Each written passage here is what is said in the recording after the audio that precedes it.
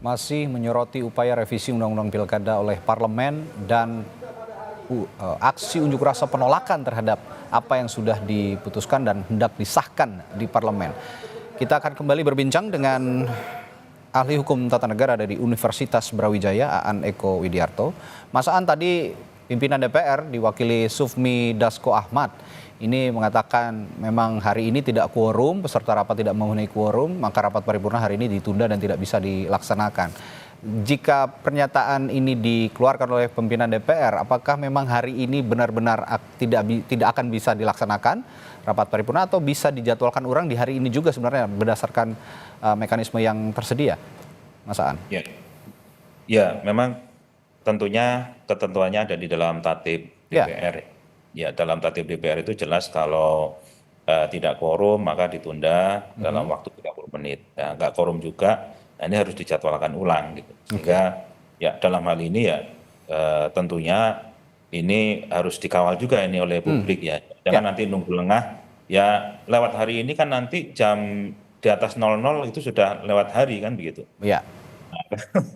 Ini kalau kasus jangan sampai juga nanti malah senyap-senyap begitu ya, tidak ada kabar berita info tiba-tiba sudah dijadwalkan ulang di hari ini juga dan rapat paripurna dilangsungkan. Ini yang sama-sama kita tidak inginkan jika tidak terpantau begitu ya kurang lebih ya, Mas Aan ya. Iya, dia ngejar hari Jumat bisa tanda tangan presiden, bisa diundangkan. Ya. Berat. Ya, inilah yang juga teman-teman mahasiswa dan juga Sivitas Akademika mengapa hingga sampai saat ini masih menduduki gedung DPR begitu ya, kira-kira karena bisa saja penjadwalan ulang itu akan dilakukan dan rapat paripurna akhirnya kembali dijadwalkan di hari ini juga untuk mengesahkan rancangan revisi Undang-Undang Pilkada. Kembali ke soal substansi aturan Pilkada, Mas Aan. Balik lagi kalau tadi kita sudah mendiskusikan KPU akan mengacu pada aturan yang mana, revisi Undang-Undang Pilkada DPR ataukah putusan MK. Jika memang katakanlah revisi Undang-Undang Pilkada ini dipaksakan begitu untuk menjadi acuan oleh KPU, menuangkan dalam sebuah peraturan KPU ya, PKPU, dan ini terus berjalan hingga akhirnya nanti ada calon yang dicalonkan dan juga terpilih gitu. MK bisa saja berarti jika mengacu pada pernyataan Anda tadi, MK bisa saja nanti jika ada pengajuan sengketa, mengabulkan sengketa itu ketika permintaannya menganulir bahwa calon yang terpilih ini tidak sah secara aturan begitu, secara konstitusi. Ya, memang dalam putusannya MK sudah menyampaikan itu ya. Kalau tetap putusan Mahkamah Konstitusi ini tidak dipatuhi ya, tidak dilaksanakan oleh penyelenggara pemilu, oleh pemerintah, oleh masyarakat, ya Mahkamah sebagai lembaga negara, pemegang kekuasaan dalam penyelesaian sengketa pemilihan umum, maka Mahkamah punya wewenang untuk menyatakan hasilnya tidak sah begitu. Misalnya tentang pencalonan, ya, kan sudah pernah terjadi itu. Ya. Sudah menang ini di pilkada, ya. Tapi menurut Mahkamah Konstitusi yang bersangkutan melanggar putusan Mahkamah Konstitusi yang pada waktu itu mensyaratkan bahwa adanya masa jeda dalam setelah menjalani hukuman pidana. Kan tidak serta-merta pada waktu itu kalau orang itu sudah menjalani tindak pidana yang ancamannya 5 tahun itu harus punya jeda 5 tahun. Nah ini belum selesai masa jedanya, ikut pilkada. Di Bawaslu dia lolos ya, sengketa Bawaslu lolos, di KPU lolos. Sampai masuk di Mahkamah Konstitusi, di Mahkamah dinyatakan dia itu tidak bisa menjadi calon terpilih begitu atau dibatalkan hasilnya. Nah inilah yang kemudian nanti kalau sampai begini terus akan menjadi masalah ya, akan menjadi masalah dan akan stagnasi dan ya karena ini soal politik, soal dukung-mendukung ya di daerah dan seterusnya. Nah khawatirnya ini ya tidak ada ketertiban hukum dan tidak ada kepastian hukum. Nah ini bahaya sebenarnya. Oke. Salah satu materi yang disepakati juga dalam pembahasan revisi Undang-Undang Pilkada ini antara lain menghidupkan kembali ketentuan ambang batas pencalonan kepala daerah yang telah dinyatakan inkonstitusional oleh Mahkamah Konstitusi. Nah, dalam pembahasan itu juga disepakati aturan syarat usia. Ini juga yang menarik. Calon kepala daerah dan wakil kepala daerah dihitung sejak pasangan calon terpilih ini dilantik. Padahal MK kan telah menegaskan penghitungan usia itu kan dihitung sejak penetapan pasangan calon. Ini spesifik lagi soal usia. Dan juga ada terbit pada saat itu juga di MA gitu ya, putusan MA. Ini jujur saja kalau saya melihat publik sepertinya sangat bingung dengan aturan-aturan seperti itu kan, publik ini ya, taunya kita hanya memilih saja calon yang disediakan. Tapi bagaimana Anda juga bisa menjelaskan kepada publik bahwa yang mana yang harus dijadikan acuan? Ada putusan MK, lalu sekarang revisi undang-undang Pilkada oleh DPR, belum lagi nanti di tengah-tengah soal syarat usia itu ada putusan MA juga, Mas Aan. Iya, baik. Saya coba runut satu-satu ya. Ya. Yang kebetulan sama Mahkamah Agung itu adalah soal syarat usia. Ya. Jadi di dalam Undang-Undang Pilkada sebelum diputus oleh Mahkamah Konstitusi itu dan setelah diputus pun juga sama.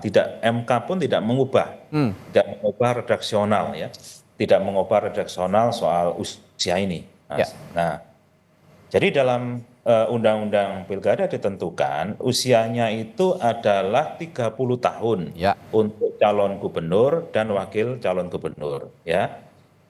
Serta 25 tahun untuk calon bupati dan calon wakil bupati serta calon wali kota dan wakil wali kota. Nah, di dalam Undang-Undang 10 2016 ini tidak ditentukan dihitung sampai sejak kapan, itu masalahnya gitu. Ini berawal dari itu sih sebenarnya.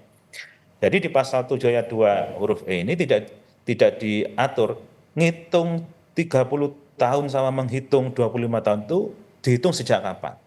Nah, dalam prakteknya KPU menafsirkan itu dengan membuat PKPU yang menurut KPU dalam PKPU-nya dan sudah dilakukan 3 pilkada sebelumnya, periode sebelumnya, itu adalah sejak ditetapkan sebagai calon. Ya. Ini sudah lama kan, historisnya begitu gitu loh. Nah, ketika ini dibawa ya oleh pemohon ke Mahkamah Agung kemudian menganulir menganulir KPU itu, peraturan KPU itu bukan sejak ditetapkan sebagai calon, tetapi oleh Mahkamah Agung disebutkan sejak dilantik ya, sebagai kepala daerah, gitu kan. Intinya begitu. Sejak dilantik sebagai kepala daerah. Jadi ada perhitungan sejak kapannya ini. Nah, kemudian undang-undang yang tadi menyebutkan undang-undang pilkada ini dibawalah oleh pemohon yang lain ke Mahkamah Konstitusi. Kalau yang awal tadi ke Mahkamah Agung kan dibawa ke Mahkamah Agung ini PKPU-nya. Nah, ini undang-undang yang sekarang yang dibawa. Undang-undangnya ya. Ya, bukan PKPU-nya kan begitu. Ini beda ranah. Nah, undang-undang yang dibawa kepada Mahkamah Konstitusi oleh Mahkamah Konstitusi, undang-undang ini tidak diapa-apakan ya, tetap itu sudah konstitusional sehingga permohonannya ditolak oleh Mahkamah Konstitusi. Sebenarnya gitu sebenarnya. Ini ditolak permohonannya. Nah, di dalam pertimbangannya MK mengatakan bahwa rumusan soal usia itu sudah clear, itu sudah jelas, sudah terang benderang. Ya, sudah basuluh matohari ya, kalau mungkin bahasa Indonesia saya nggak tahu bahasa Padang, ini sebenarnya bahasa Padang sepertinya ini.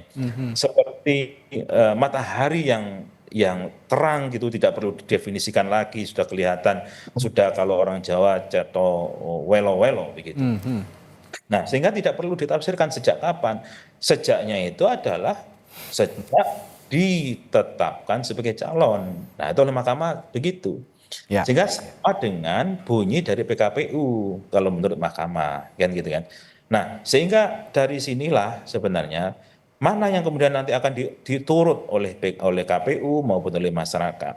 Yang seharusnya diturut atau yang dituruti atau yang diikuti itu seharusnya adalah tafsir Mahkamah Konstitusi terhadap undang-undang, bukan tafsir Mahkamah Agung terhadap PKPU. Nah, PKPU di bawah undang-undang. Nah, dan Mahkamah Agung pun kan menguji PKPU berdasarkan undang-undang sebagai satu uji. Betul. Ya. Nah, memang ini dari sisi waktu memang duluan Mahkamah Agung sih untuk menafsirkannya gitu ya. Tapi kan ya belakangan. Ya, Nah, kedudukannya juga berbeda begitu ya Prof ya. Ya. MA itu menguji peraturan di bawah undang-undang, sedangkan Mahkamah Konstitusi atau MK menguji undang-undang di bawah Undang-Undang Dasar 45 begitu kira-kira. Betul. Sehingga kekuatan hukumnya juga lebih tinggi sebetulnya. Nah, Kekuatan hukum lebih tinggi ya. baik, nanti kita juga akan bahas sebenarnya mengingat Indonesia ini telah memiliki MK, Mahkamah Konstitusi selama 21 tahun ya. Artinya sudah cukup dewasa lah kita sebenarnya untuk memahami bahwa apa yang sudah dibatalkan MK ini tidak dapat dihidupkan kembali kira-kira begitu.